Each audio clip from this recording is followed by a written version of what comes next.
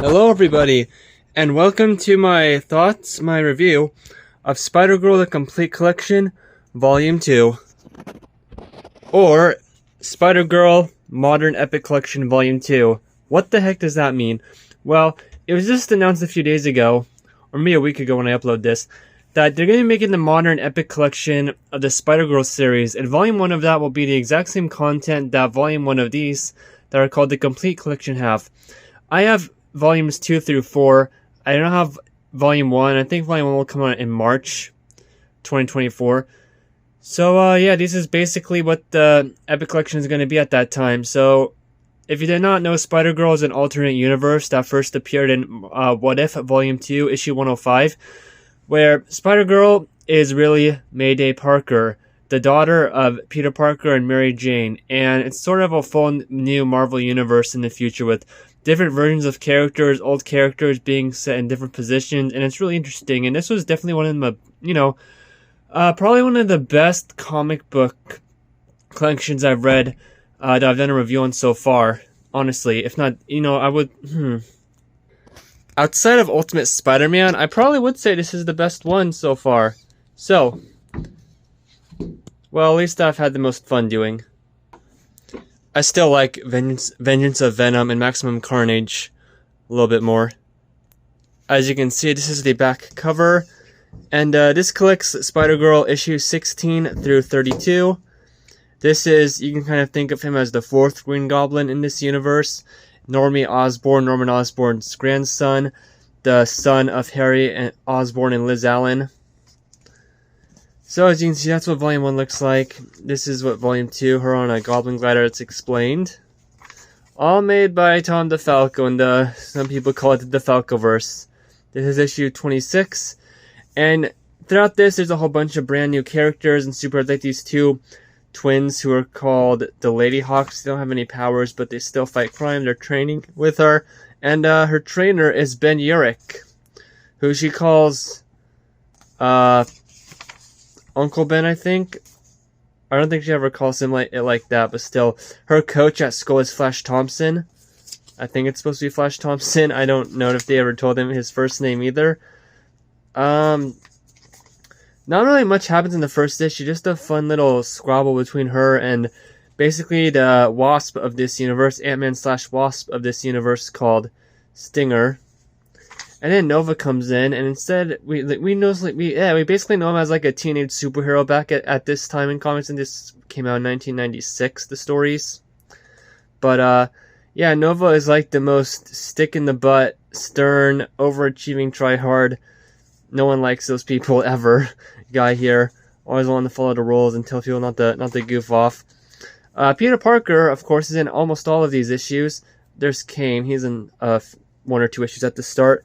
In this universe, he broke his leg. His leg is gone. It's replaced with a wooden one, and that's why he quit being Spider-Man. He has to use a cane to walk around. In another issue, the Kingpin is about to be put on trial again, and the Kingpin's lawyer is actually Foggy Nelson. Matt Murdock is apparently dead. There's a new character here that I know nothing about called the Dark Devil, and he knows that Peter Parker is Spider-Man, that Matt Murdock was the blind lawyer, was the original Daredevil. J. Jonah Jameson returns in here, actually, for a lot of issues. His son runs the Daily Bugle, and his grandson goes to school with Mayday Parker, and they're also together, not together, sort of. So anyway, Kane comes back, and there's nothing about him being an ex-Spider-Man clone. I don't know if that was even revealed in the comics at that time. I think it was, though. He tries to kill Kingpin, but Spider-Man, yep, this is Spider-Man, he's back in action. And Spider-Girl, and they stop this from happening. So there's some great stories. This is the first appearance of this villain called Raptor, the Vulture character of this universe. She's actually Blackie Drago's, let me get a picture of her, there we go, Blackie Drago's daughter. And there's a new character here called the Buzz. He's framed for murder, but he actually just stole or has some Stark technology in his costume. Kind of a spoiler. And in the very end of this volume, the new Avengers, working for Tony Stark, get it back. Raptor's here. She's actually remorseful of her ways in this issue because she cripples a random guy basically. The Buzz is there. There's a whole mystery later about if the Buzz is, this list is just for fun. Well, I guess it has the Green Goblin escaping. Look at that. That's the cover of the story. But yeah, the Buzz, there's a mystery about, is he one of the classmates Mayday Parker goes to school with? And I do not know. Although I do not care for spoilers. I find it's kind of funny. It looks like he's out of vacation, but it's just in his hideout. One of the old Goblin hideouts. Peter Parker is hunting Normie Osborn. So Normie Osborn is 19 years old, and he just has this thought that being the Green Goblin is, you know, his destiny. He has to keep up the Osborn, the Goblin Spider War until one of them dies. And everyone just kind of treats him like he's silly and stuff. I love that Mary Jane just slaps him. This was back before it would have been nonsensical. To feed him up, this guy is Phil Urich. Now, in this version, I know in the 616 universe, his son becomes like the 4th Hobgoblin and he has superpowers. I think Phil Urich has that Sonic Scream superpower as well in here. And I know nothing about that. Growing up, Phil Urich was a Daredevil universe character. But now he's very close to the spiders here. So Phil Urich comes back and he's the Golden Goblin. But what? Yeah, there's a Golden Goblin. I think this is a Golden Goblin's first appearance. I know right now in modern Spider-Man comics, which are not good. Golden Goblin, I think, is Norman Osborn or something. He's a good guy, and he has his own 5-issue miniseries. I do not know. It might not be Norman Osborn, it might be Harry Osborn, but anyway. Ben Urich as the Golden Goblin comes and fights Normie Osborn, Green Goblin, and they defeat him, and he has a great time. He becomes the Gold Goblin, and they fight crime. There's this guy called Bruiser. He beats up one of the Lady Hawks, and the one Lady Hawk, the other one, Gold Goblin, and Spider-Girl team up to defeat him. Very easy, I guess. I will say, some of this stuff is a lot better than Batman Beyond, I would say, with the high school stuff. Like, this guy kind of reminds me of a Kenny Kong before the Ultimate Universe. This is JJ. That's what they call J. Jonah Jameson's grandson in here. This was a really exciting issue to get to. Spider-Girl issue 22 at the dance. School dance. Dark Devil, the Buzz. This villain called Funny Face. I don't think this is his first appearance. And, yeah, there, they stop. You know, they all cut together. Dark Devil is fighting Funny Face, and they just crash through the building. And he gets... this girl is named Courtney Durham or something. And her boyfriend, that guy who I called the pre-Kenny Kong, thinks that she is secretly Spider-Girl and thinks that throughout this whole volume so far.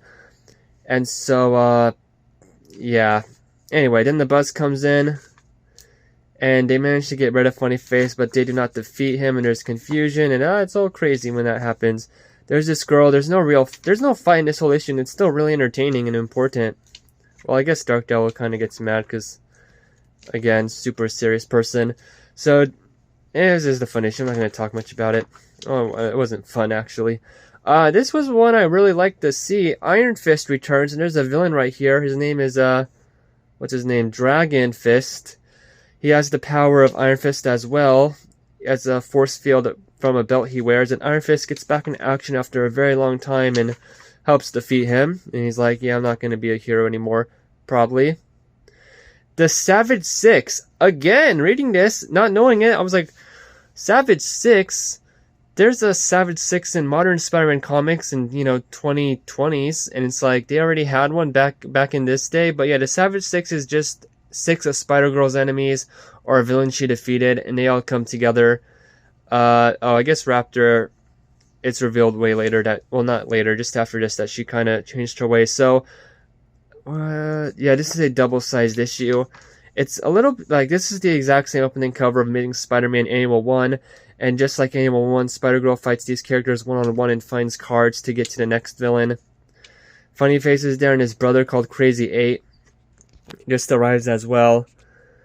And, yeah, they actually definitely do not have Spider-Girl seem like she's, and you also do these giant one-page shots like Annual 1, of course. That she's just easily taking these people out or stuff like that. They get defeated, but I don't know if they get arrested until the end. I actually like the ending where, boom, she just gets all the backup right there to defeat one person who's Funny Face. Look at that. The Thing, I don't know what happened to his arm, but he has a robotic arm. That's Mainframe, a new Iron Man type character. Fantastic Five instead of 4. That's the guy's just called J2, one of the Uncanny X people. A female Captain America called American Dream. I think her name is Lightspeed. Oh no, I don't think it is. But that's like a new Quicksilver. That's probably obvious. So yeah. What else is there to talk about? Oh yes, the Green Goblin returns and kidnaps Spider-Girl, and she has no powers. And kind of a big spoiler, she has no powers the rest of this volume so far. It does not end with her getting new powers. She loses them in the fight against Savage 6. And now she has to just try and see, you know, will she continue being a hero and whatnot.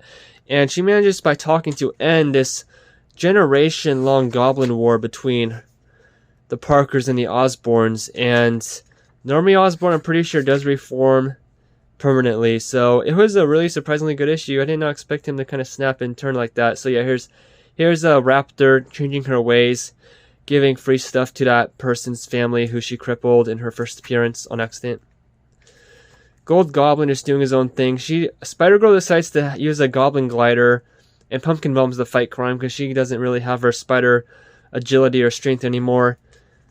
She decides to believe the Raptor's tale of going straight. I think she does at that point. And I read all this on one day. The rest of this volume, I guess it's not that much. But she gets a new Goblin glider by Normie Osborn because he's allowed to leave his facility for a while. Oh yeah, J. Jonah Jameson actually approves of Spider-Girl in this universe. So yeah, this guy right here, I forget his name. I don't even think he gives his name. That's kind of one of the talking points of these fights. He works for Iron Man. He's one of his bodyguards. And yeah, Nova's there as well. She's training with the new Avengers, and they think that the Buzz is a murderer because of Stark technology being stolen. The guy who created it found dead.